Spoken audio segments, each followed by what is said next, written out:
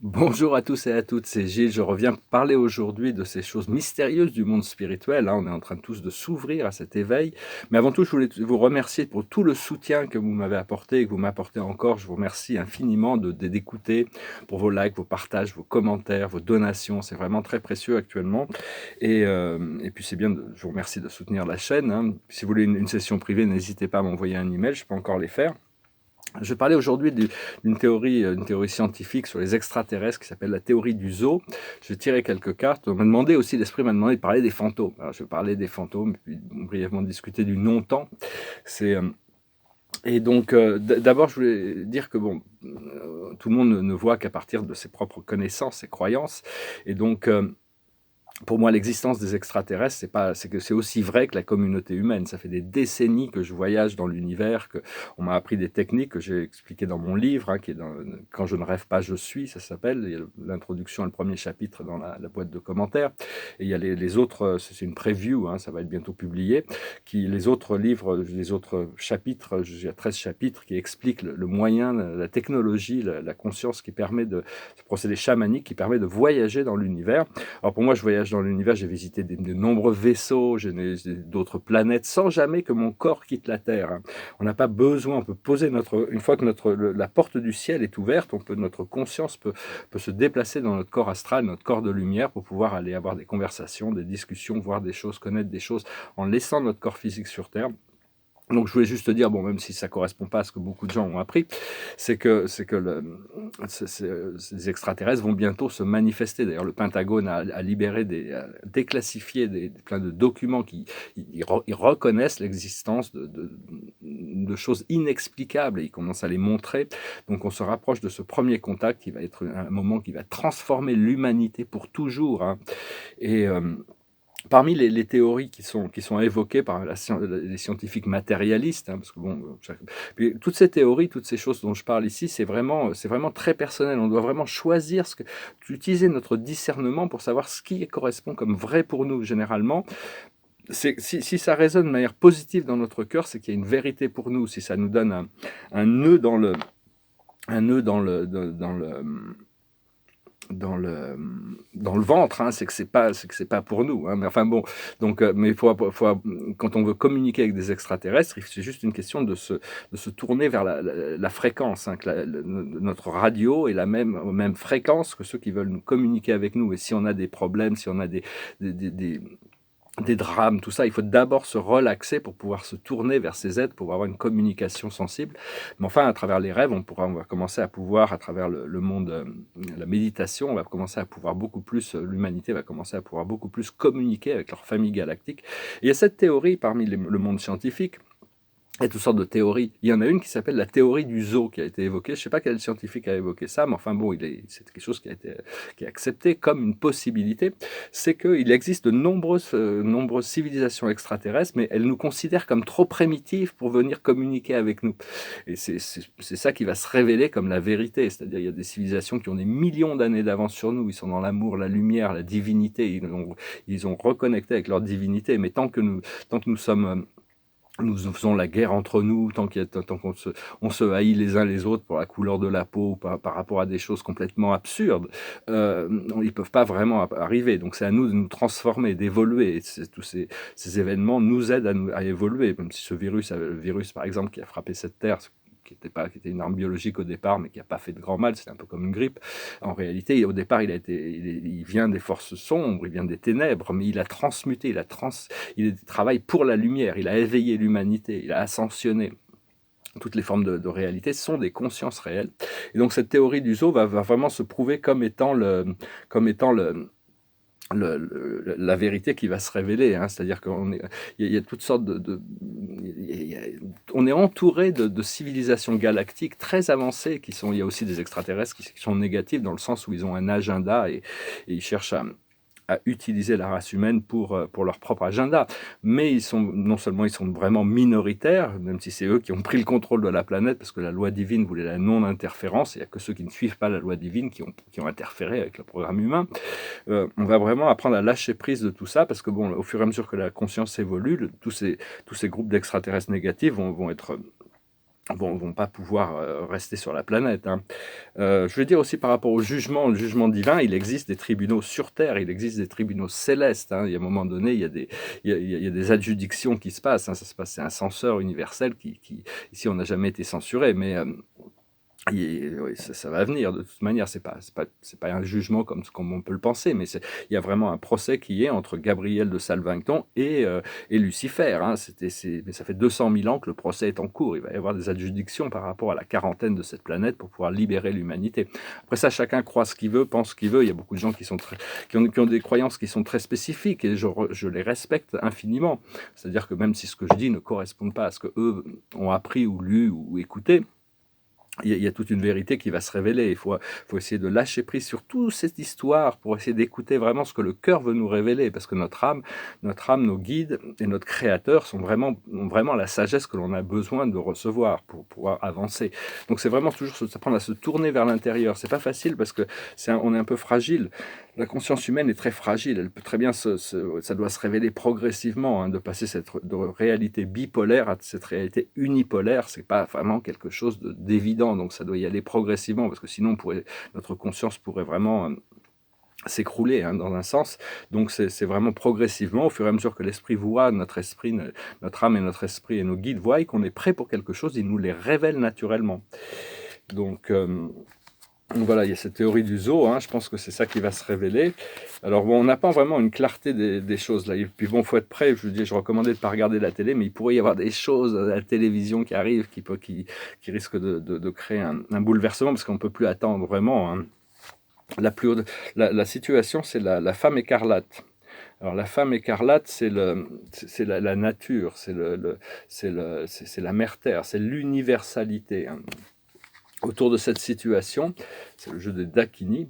Autour de cette situation, il y a le caméléon, c'est-à-dire il faut apprendre à s'adapter, hein. Faut être flexible. On n'est pas très ancré encore, parce qu'on est obligé toujours de s'adapter. Mais tout ça, ça va changer. On va pouvoir trouver plus d'ancrage dans la mère Terre. C'est comme si, parce que quand on voyage dans l'univers, si on devait emmener notre corps physique avec nous, il y a plein d'endroits où on ne pourrait pas aller. Ils sont trop chauds, ils sont trop denses, il y a trop d'activités, il y a Alors que quand on y va au niveau astral spirituel, il y a plein d'endroits qu'on peut visiter. On n'est pas du tout sujet à aller au centre de la Terre. C'est très chaud, hein. Il y a ce grand soleil central, le grand soleil de la Terre, ou sur Vénus ou d'autres endroits. Le corps physique ne supporterait pas ça, hein. Mais le Vénus est en train de se terraformer actuellement, donc on verra plus tard. Mais bon, on va aussi intégrer nos cellules vont être transformées pour être cristallisées, qui nous permettra d'avoir un corps de lumière, qui nous permettra d'aller physiquement dans ces endroits, hein. Ça va venir plus tard. Ce que l'on voit devant nous, c'est Soma, c'est la Lune, c'est le champignon phallique. C'est-à-dire que bon, faut faire face à nos peurs, faut affiner nos projets, il faut suivre notre intuition, hein. C'est vraiment, on est en train de passer par cette vallée des ombres, et donc on doit la traverser pour trouver la lumière, hein, pour retrouver cette lumière au bout du tunnel. Restez bien concentrés là-dessus. Et utiliser toujours le discernement par rapport aux êtres et aux choses que l'on rencontre. Ce que l'on a dans notre subconscient, c'est Isis, c'est la carte de l'intuition, c'est la mère Isis, c'est la grande prêtresse, c'est-à-dire il y a toute cette intuition qui est remontée. On ressent que bon, tout ce monde... Il y a tout le monde de surface sur lequel les gens croient à tout ce qu'on leur dit dans les médias. Puis il y a tous ceux qui s'opposent à ces choses-là, qui disent non, c'est pas vrai. Puis il y a ceux qui regardent contemplativement. Et puis éventuellement, il y a encore un autre niveau où non seulement on est plus contemplatif, mais on a cette autorité divine qui nous permet de trancher sur les choses. Tout ça, c'est des choses qui vont se révéler progressivement. On doit passer d'un niveau à l'autre. Patient avec nous-mêmes, de ne pas se juger, prendre les choses. Puis si on voit qu'on n'est pas vraiment dans la vérité, dans un sentiment de bien-être, c'est d'arriver à lâcher prise, se tourner vers les anges, nos guides, notre âme, notre créateur, et voir ce qui se passe à ce moment-là. Mais enfin, pour communiquer avec tout ce monde invisible, il faut déjà être en état de relaxation, hein. Là où on en est actuellement, c'est qui ne fait que passer. Toutes ces choses ne sont que temporelles. Tout ce qui existe dans le temps doit avoir une fin. On va y revenir. Il faut se connecter au non-temps pour trouver la joie, pour trouver le bonheur, la libération, hein. Sortir de tout, oublier toute cette histoire, ces échecs, ces succès, toute cette mémoire qui est là, qui nous encombre, hein. Ce que l'on y arrive dans le monde, dans le moment, dans le futur immédiat, c'est le fruit élixir, l'essence. Ça, c'est bien, c'est le désir et le plaisir de goûter à toutes les meilleures choses de la vie, de goûter à toutes ces choses extraordinaires de la vie. Notre force dans la situation, c'est l'esprit de l'arbre. Ici, c'est Yakshi. C'est-à-dire grandir, hein. C'est-à-dire que bon, un arbre, il a pris du temps pour pousser. C'est pas parce que des fois on découvre une graine, une graine d'un arbre fruitier, on se dit ah c'est merveilleux, ah ça y est, j'ai trouvé la graine. Alors on plante la graine et puis on l'arrose et puis le lendemain matin, il s'est rien passé et puis on retourne l'arroser pendant des semaines et des semaines, il se passe rien. Puis tout d'un coup il y a l'arbre qui pousse et puis bon, il faut des mois, il faut longtemps pour que l'arbre devienne, éventuellement l'arbre devient un arbre, éventuellement les fruits arrivent, puis éventuellement les fruits sont mûrs. Mais bon, ça prend du temps, hein. Faut arriver à accepter on est toujours un peu pressé ici sur Terre, mais bon, parce que bon, on a une vie temporelle courte, mais en réalité, c'est l'âme qui contrôle le procédé. Ce qui vient autour de nous dans notre environnement, c'est cutting through, c'est-à-dire vraiment, c'est une révolution. C'est-à-dire, il va y avoir vraiment, c'est l'Excalibur hein, qui coupe à travers les choses, qui éclaircit les choses. Hein. Ce que l'on ressent dans nos émotions internes, nos peurs et nos craintes, c'est la mort, la transfiguration. C'est-à-dire, c'est des changements inévitables. Autant embrasser la mort, en embrassant la mort, on embrasse la renaissance. On va discuter un petit peu de cette idée de mort, qui est un leurre, on nous a fait croire des choses qui ne sont pas vraies sur la mort. Mais là, c'est pas du tout une mort physique, c'est une mort psychique pour arriver à renaître. Et l'aboutissant, c'est l'Holocauste, c'est-à-dire tout ce qui n'est pas... On se prépare pour un gros orage qui arrive, hein, c'est-à-dire tout ce qui n'est plus en harmonie, tous ces mensonges, toutes ces manipulations, ces procédés dictatoriales, toutes ces tyrannies du monde terrestre, c'est Dieu qui va secouer l'arbre et ça va bouger. Hein, donc... il faut comprendre les forces de l'ego, hein, de l'allié. Hein. C'est l'ego, le faux moi, le diable, le faux moi. On a tous cette partie d'ombre et cette partie lumineuse. Mais il y a des gens qui ont cultivé, qui ont rendu cette partie dominante, cette partie obscure dominante. Et il y en a d'autres qui cherchent à amener cette partie lumineuse dominante. Une fois qu'on dépasse les forces de l'ego, les forces de la séparation, on arrive au tapis volant. Les choses vont avancer très très vite. Donc, comprendre que la peur, c'est l'antithèse de l'amour. La peur, c'est l'antithèse de l'amour, et l'amour, c'est la cure de la peur. Hein. Ça guérit, ça arrondit. Et donc, savoir, bon, la mort, c'est quelque chose, bon, chacun a sa relation avec la mort, mais il n'y a pas vraiment de mort. On ne peut pas vraiment mourir, parce qu'on ne fait que, c'est juste notre corps physique qui est ici sur Terre temporairement, et on parle beaucoup de gens qui pensent à la mort, c'est pour les autres. Mais bon, en tant que mortel, on passe tous par ce portail, et pour la grande majorité, 99,999999999% des gens, la mort, c'est en réalité, hein, ils ne sont pas là pour revenir, comme disait Épicure, quand on est vivant, on ne peut pas savoir que la mort existe, puisqu'on est vivant, et quand on est mort, on ne peut pas raconter aux autres que la mort existe puisqu'on n'est plus là. Mais c'est en réalité le plus beau moment de la vie, c'est le moment le plus libérateur. Alors, d'où vient le 0,0001%? C'est les gens qui sont immortels déjà, les Bouddhas, les saints, les immortels. Parce que quand on est immortel, c'est juste, on est juste dégagé des responsabilités terrestres, mais notre conscience est déjà atteint cet état d'immortalité, donc il n'y a rien qui se passe de transcendantal, puisqu'on a déjà intégré cette transcendantalité. Mais pour la majorité des gens, c'est vraiment un moment de liberté. Donc c'est vraiment un très beau moment, c'est le moment où l'esprit se sépare du corps. La courbe argentée et notre âme prend conscience de toutes les choses. Notre âme reconnaît, se souvient de sa nature éternelle. Donc, pour communiquer avec les gens qui sont décédés, il faut vraiment, c'est juste à travers les rêves, hein, commencer à savoir qu'ils sont là. Ils sont toujours là dans les plans astraux. Et soyez prêts à recevoir les réponses pour communiquer avec eux. Hein. Et donc, bon, je vais parler des fantômes. Qu'est-ce que c'est les fantômes? C'est généralement, c'est juste des êtres humains, a priori, qui ont refusé l'ascension, qui étaient très matérialistes et qui sont accrochés à cette réalité physique dans leur incarnation. Et donc, ils sont dans une réalité, dans la 4e dimension, qui est une réplique exacte de leur réalité matérielle. Mais seulement, c'est pas matériel fait de particules et d'atomes, ils peuvent passer à travers les murs, ils ont une certaine... Seulement, ils sont dans la 4e dimension, et quand quelqu'un voit un fantôme, c'est que la conscience de la personne et tout le fantôme, la personne, l'âme désincarnée, arrive à amener la personne dans sa réalité pour lui permettre de voir cette réalité parallèle. C'est une sorte de monde parallèle. Donc, on peut demander, au plus un espace est ancien, au plus il y a des chances que quand on va dans les vieux châteaux, il y a peut-être des fantômes. Hein. Mais ils ne sont pas nécessairement malveillants, hein. C'est juste des êtres qui sont accrochés, qui n'ont pas fait leur transition. Donc on peut demander à Dieu, aux anges, au Créateur, de libérer tous les fantômes qui peuvent encore exister sur Terre. Parce que s'ils sont là depuis 3 semaines, ils vont certainement s'accrocher. Mais s'ils sont là depuis 300 ans, il y en a qui ont peut-être un peu marre de tourner en rond. Hein. Donc éventuellement, Dieu les libère. Hein. Et donc si vous arrivez dans une maison où vous pensez qu'il y avait des présences, de toute manière, quand on déménage dans une maison, c'est toujours bien de faire brûler de la sauge blanche. Faites brûler de la sauge blanche, ça ouvre des portails en demandant à Dieu de libérer les énergies, ça purifie l'endroit. Après ça, vous prenez un verre d'eau, vous bénissez cette eau en envoyant votre lumière, vous demandez à Dieu, aux anges de bénir cette eau, cette lumière. Après ça, vous en mettez partout, dans tous les placards, partout. Juste un petit peu d'eau comme ça, et après vous faites brûler une bougie blanche et vous consacrez l'idée que tout a été libéré et que maintenant il n'y a plus que vos guides, les présences supérieures qui sont connectées à vous, qui sont dans cet endroit. Ça permet de libérer les endroits, parce qu'il y en a beaucoup qui sont prisonniers, ils n'arrivent pas à sortir de leur réalité qu'ils ont créée eux-mêmes. Mais ils ne sont pas forcément négatifs, ils ne sont pas forcément... Par contre, il y a beaucoup d'êtres négatifs, des êtres humains qui ont vécu tellement négativement, après leur mort, ils se retrouvent dans des plans astro inférieurs à cultiver cette énergie sombre. Mais bon, ceux-là aussi seront libérés. Donc voilà, hein, je voulais juste parler de ces choses-là. Et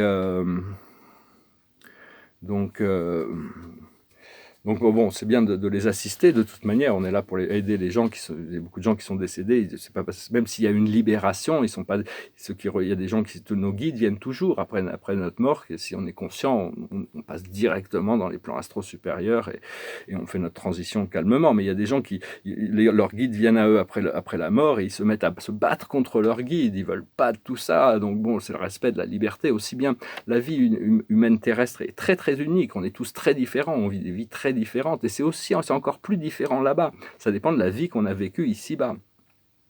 Donc je fais que partager des idées ici, hein, mais bon, je pense que c'était important d'en parler. Et donc voilà, il ne faut pas avoir de peur vis-à-vis de tous ces êtres invisibles. Hein. Faut les voir. Si on les voit avec amour, la relation change et on peut les aider à faire leur transition vers une réalité plus libérée.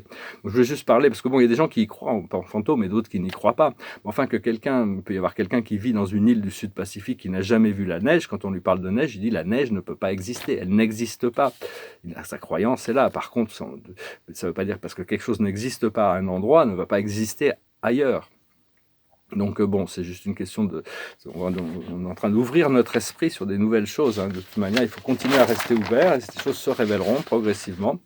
Donc voilà, l'esprit m'avait demandé de parler des fantômes. Je voulais en parler, mais on demande quand même à ce qu'ils soient libérés pour pouvoir, déjà pour eux, hein, c'est déjà pour eux, c'est parce que bon, c'est pas... Mais... Puis bon, des fois, ils sont tellement frustrés qu'ils font des choses dans des maisons qui donnent des mauvaises énergies aux gens qui y habitent. Hein. C'est parce que c'est leur frustration c'est pas de la méchanceté, mais c'est leur frustration qui fait qu'ils essayent par tous les moyens de se faire reconnaître. Donc, je vais tirer quelques cartes pour voir un petit peu par rapport à la journée. En plus, la plus haute sagesse, c'est les âmes sœurs. Extraordinaire de trouver notre âme sœur, nos âmes sœurs, cet amour divin, d'amour parfait, avec des gens avec qui on peut vivre sans besoin d'explication. C'est comme ça, c'est un ressenti. Ce que l'on doit comprendre, c'est la confiance. Ce que l'on doit faire, c'est à la mer, il faut se jeter à l'eau, hein. C'est avec l'intention de retourner à la source, au centre du centre. Et l'aboutissant, c'est le yin, c'est laisser les choses venir à nous naturellement, se développer, se dérouler naturellement, sans avoir besoin de forcer les choses. Il ne faut jamais forcer les choses, toujours mieux d'y aller en douceur. Donc voilà, j'ai chanté une chanson, c'est une chanson qui me passait par la tête, c'est une chanson sur l'exploitation, il faut dire non à l'exploitation, c'est une chanson sur l'exploitation de Bob Dylan, ça s'appelle Maggie's Farm. I ain't gonna work on Maggie's farm no more. I ain't gonna work on Maggie's farm no more. Well, I wake up in the morning, fold my hands and pray for rain. I got a head full of ideas that are driving me insane. It's a shame the way she makes me scrub the floor. I ain't gonna work on Maggie's farm no more. I ain't gonna work for Maggie's brother no more. I ain't gonna work for Maggie's brother no more. Well, he hands you a nickel, he hands you a dime, he asks you with a grin if you're having a good time, then he finds you every time you slam the door. I ain't gonna work on Maggie's brother no more. I ain't gonna work for Maggie's pa no more. No, I ain't gonna work for Maggie's pa no more. Well, he put his cigar out in your face, just for kick. His bedroom window is made out of brick.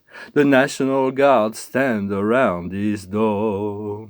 I ain't gonna work for Maggie's pa no more. I ain't gonna work for Maggie's ma no more. No, I ain't gonna work for Maggie's ma no more. Wish they talk all the servants about man, God, and law. Everybody, she said, that brains behind the palm. She's 68, but says she's 54. I ain't gonna work for Maggie's ma no more. I ain't gonna work on Maggie's farm no more.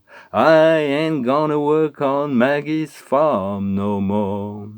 Well, I try my best just to be like I am, but everybody wants you to just be like them. Just say, sing while you slave, but I just get bored. I ain't gonna work on Maggie's farm no more. Chanson de Bob Dylan, hein, on va arrêter l'esclavagisme sur cette planète, hein, d'arrêter de faire des choses avec des gens qui utilisent leur pouvoir pour rendre les autres esclaves, tyranniser. Ces abus de pouvoir vont finir bientôt. Et la carte de la journée, c'est la décision, c'est vraiment le choix. Hein. Le choix qu'on doit faire, c'est l'archange Jophil. On demande à Jophil de venir nous assister toute la journée. Libérez-vous de tout ce qui vous empêche d'aller de l'avant. Besoin de se purifier. Inquiétude injustifiée induite par le manque de confiance en soi. Donc, travaillez sur cette confiance en vous, cette confiance. Hein, il faut comprendre la confiance, c'est vraiment la carte de la journée. Donc, je vous remercie pour tout. Là, je sens qu'il va falloir que je rentre en France. Là, j'ai reçu les messages très clairs. Je n'ai pas encore un plan très clair devant moi, mais je pense que on va concentrer sur cette carte de Yin pour voir comment les choses se développent naturellement. Et puis bon, donc voilà. Je vous remercie, je vous salue, et puis je vous dis à bientôt. Namasté.